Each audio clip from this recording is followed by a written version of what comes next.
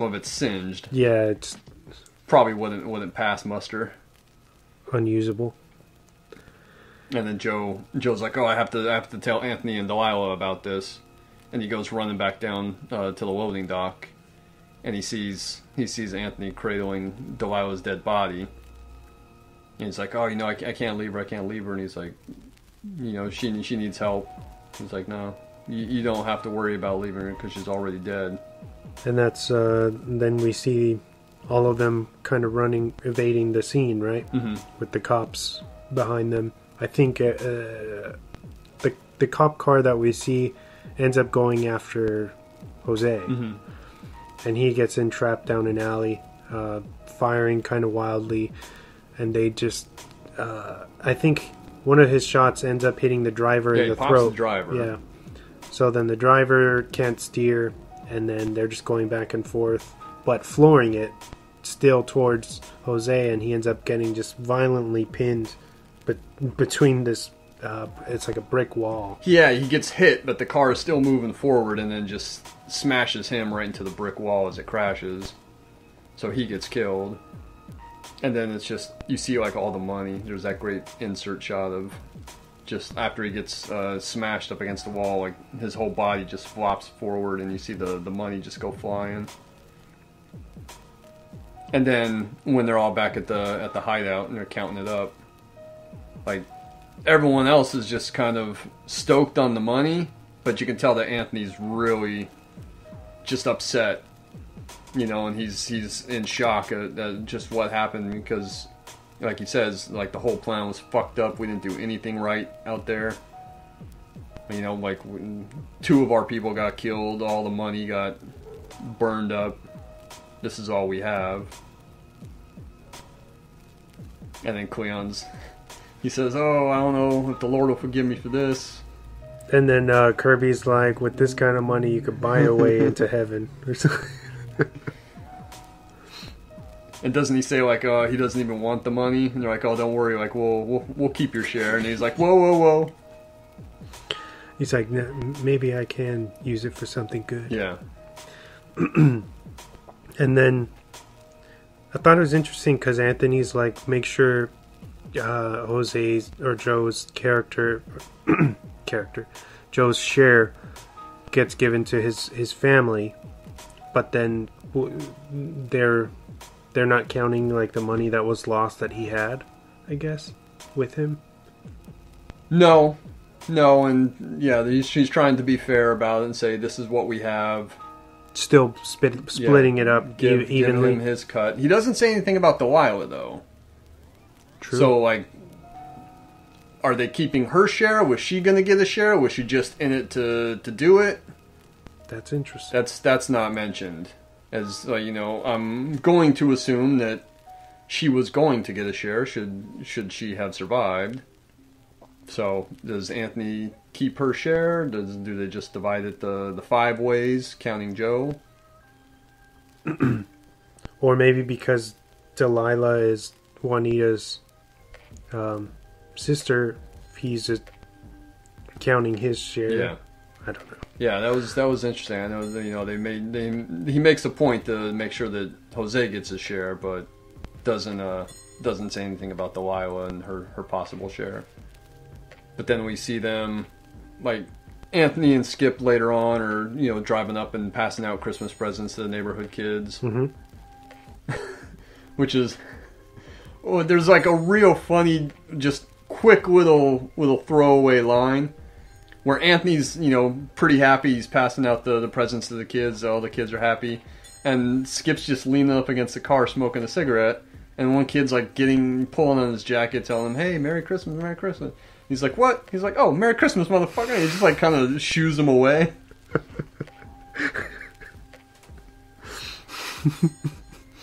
But they do that, and then they kind of find out, the 3 of them, Kirby included, are talking about, they've heard stuff about Cleon just like passing out all this money, $100 bills to people, telling them that like God gave it to him or something. He got a new caddy. Yeah. What Kirby says is kind of like, maybe we should go up there, and Anthony's like, oh no, I'll go up there and talk to him, and Kirby's like, no, fucking talk. We need to get rid of him so he can keep his fucking mouth shut. So then Anthony goes up to talk to him, and he's already been captured by the police by that time. And then you can see the cops are shaking him down, and he's giving them whatever they want. You know, they're handing him the pen. He's writing it all down. They go to raid Skip's apartment, but he's already dead With from an overdose. While watching they're watching Soul Train. Al Green. Yeah, it's Al Green. Yeah, that's a great scene. His eyes are all glossed over. It's really horrifying, actually. In my opinion, I feel like if Anthony would have never brought in Cleon, they would have been probably fine. They'd have been okay. even if the robbery still went bad, they wouldn't have. Yeah, Cleon's kind of the one that I'm sure that they might have been found out eventually, given their ties to Joe and possibly Delilah.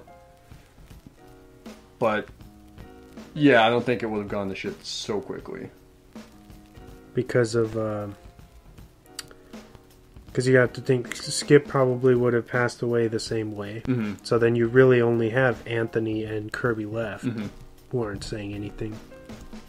And that's who you're left with at the end, is they're packing everything up because they know they got to get out of there. I think they're going to Mexico. That's what plan. Kirby says, and you know, Anthony says, "Oh, once we get settled, you know, I can send for Sarah." And then he says, "You know, yeah, you know, anything's possible." And just as they're getting out of there, Kirby can see the cops coming down the stairs, so he tells Anthony to run, and he goes to fend them off to give Anthony a chance, but they're already at the back door, mm-hmm. waiting for him. Which is that scene where Anthony realizes that he's been caught. It reminded me a lot of like the end of Black Klansman, mm-hmm. the way that it's framed in that really tight hallway and everything. I was like, oh shit. One of those cops has a double-barrel shotgun. I'm thinking, that's a bad weapon to have in an enclosed space like that. You're going to kill everyone else in the room. All the shrapnel and everything. But yeah, he gets surrounded. And then you can just... the look on his face. He's just so pissed off and upset that this is what it came to. And then you see the epilogue of the film is him in court, and another uncredited cameo by Martin Sheen mm-hmm. as the judge, who's an asshole. Yeah, where he's like, Anthony tries to defend himself and said that he was basically a victim of his environment, and he had to do what he had to do, or he thought he had to do what he had to do just to survive, essentially. And that he was, he served his country, and he's sorry. He never meant to hurt anyone to get hurt and killed. And Martin Sheen's character is just like, well, I served too in a war, or in a real war, might I add, World War II. Or something. Yeah. Just like totally shits on him. Yeah, shits on not only him but everyone else who's fighting in Vietnam or has fought in Vietnam right now. He's shitting on them because that wasn't a real war according to him, which is bullshit, because people are getting killed and by the thousands. Mm-hmm. Yeah, but for him to say, a real war. Which, yeah, that was really shitty. So Anthony is very, very reasonably upset. It's that's a slap in the face, and he's like, yeah, I'm not going to allow you to try to use that as a crutch, so you're getting 15 to life. Yeah. And then Anthony's like shocked, where he's just like, what do you mean life? Are you serious? After everything I did for my country, and he picks up a chair and chucks it at the judge. And do you know what Martin Sheen says after that? I can't. He has a line, and it goes to that wide shot. He's like, "Oh, let the record show that he threw a chair." I hear him. He says something like, "Please detain the prisoner" or something like that too. Yeah, he's calling for the bailiff to get him, but after Anthony throws the chair and he's being let out, he's like, "Oh, let the record show they threw a chair," trying to dig him even deeper. And then we just the last shot of the movie. It ends very abruptly, where he's just on that transport bus with a bunch of other dudes looking out at the world. Mm-hmm. Well, that's with a great Isaac Hayes song. That's right. I said at the top of the show, what a fantastic movie. I think it's severely underrated. I think it's, for what my opinion is worth, it's the Hughes Brothers' best. I think it's, like you said, their magnum opus. Mm-hmm. They'll probably be remembered for Menace-to-Society. As that one's on Criterion now. Yeah. Which is insane. Not that that movie doesn't deserve its credit, but Dead Presidents. Yeah. Is Criterion sometimes will try to lift up like a movie that didn't get the recognition that it deserves, or is kind of a cult movie. I think Menace to Society made $30 million at the box office. You know what the budget was on it? It was probably low. I'm guessing like under 10, maybe even under 5. I would say, yeah, it shouldn't be more. I mean, if they made this for 10, yeah, there's no way. Yeah. That was more. Which is nuts, because with the Vietnam stuff and the heist stuff in it, not to mention this is a period movie. That's very true. Like, they only spent 10 mil on this. If I had to guess, I'd say Menace to Society was probably like 2 to 3 million. Mm-hmm. Yeah, 3.5. 3, okay. That's why it had a better, I guess it was more profitable, because Mm-hmm. it was less money. And then based on that, they were given more money for this one, which unfortunately didn't pan out as well for them, despite it being a better movie, in my opinion. I think so too. Like I said, I'm not trying to shit on Menace-to-Society, because it's great, and Lorenz Tate is fantastic in it. Mm-hmm. Oh, dog. Yeah. That opening, man, that's fucking heavy. But yeah, I share your sentiment. I like this movie better. I think this is a better film. I know that critically it got mixed reviews, where they kind of said that they were a little too ambitious, kind of took on too much.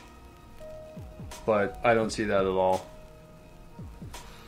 Even Ebert saying that basically he loved the first half of the film, but when it gets into the heist territory, that it feels like a movie. And he's like, veterans would never do this, or some wild, like... What?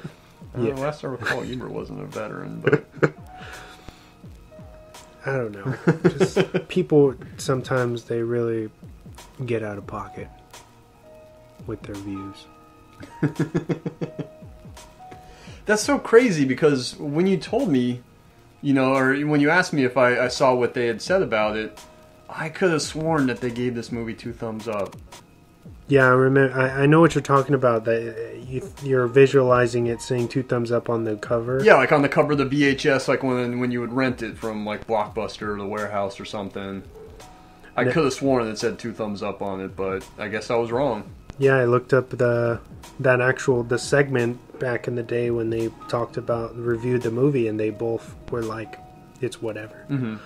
Well, that's too bad, because I really wish that this movie had a bigger audience and had made more of an impact when it came out.